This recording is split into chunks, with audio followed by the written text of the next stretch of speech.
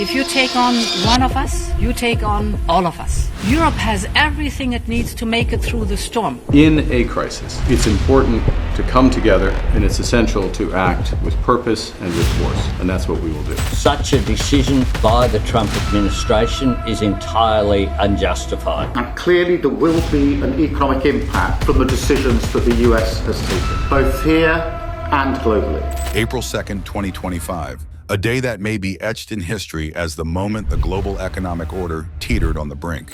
U.S. President Donald Trump has declared it Liberation Day, unveiling sweeping tariffs that have sent shockwaves through international markets. But we must ask, is this bold move a reclamation of American economic sovereignty or the catalyst for a worldwide financial upheaval? In a fervent address from the Rose Garden, President Trump announced a universal 10% tariff on all imports, effective April 5th. He proclaimed this as our declaration of economic independence, asserting that for too long, other nations have prospered at America's expense. From 1789 to 1913, we were a tariff-backed nation, and the United States was proportionately the wealthiest it has ever been. Then in 1929, it all came to a very abrupt end with the Great Depression, and it would have never happened if they had stayed with the tariff policy. It would have been a much different story. They tried to bring back tariffs to save our country, but it was gone. But it's not too late any longer, and we're going to start being smart, and we're going to start being very wealthy again. We're going to be wealthy as a country because they've taken so much of our wealth away from us. We're not going to let that happen.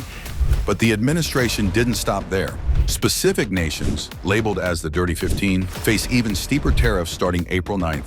China, 34%, Japan, 24%, European Union, 20%, India, 26%, Vietnam, 46%.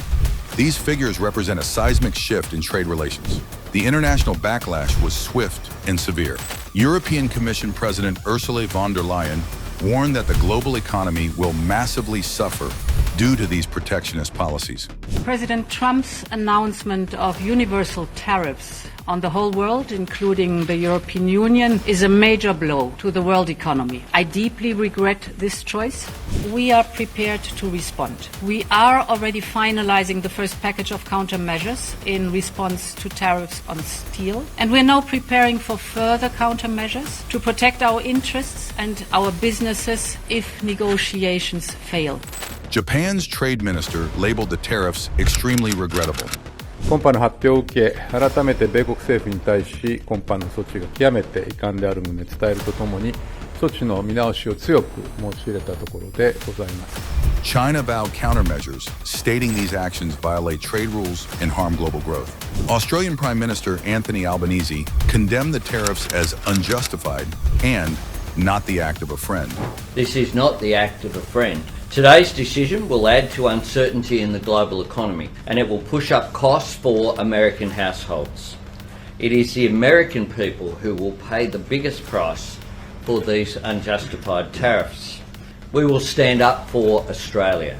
UK Prime Minister Keir Starmer expressed disappointment, stating that all options are on the table in response to the tariffs. Nobody wins in a trade war. Our intention remains to secure a deal, but nothing is off the table.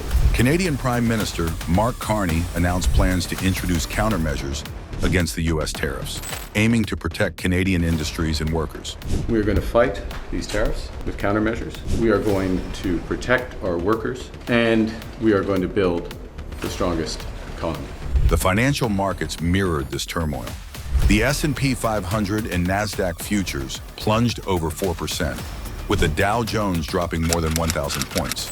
Major corporations like Apple, Walmart, and Amazon saw significant declines, reflecting fears of disrupted supply chains and increased consumer prices. President Trump defends these measures as a strategy to rejuvenate American manufacturing and reduce national debt. He argues that previous low inflation during his administration supports this bold approach. But at what cost? Are we on the precipice of a global trade war that could dismantle decades of economic cooperation? Will Liberation Day liberate the American economy, or will it shackle the world into a cycle of retaliation and recession? As nations prepare their countermeasures, the specter of escalating tariffs looms large. Is this the dawn of a new economic era or the dusk of global stability? Only time will reveal the true impact of these unprecedented actions. But one thing is certain, the world watches with bated breath as the foundations of international trade are tested like never before.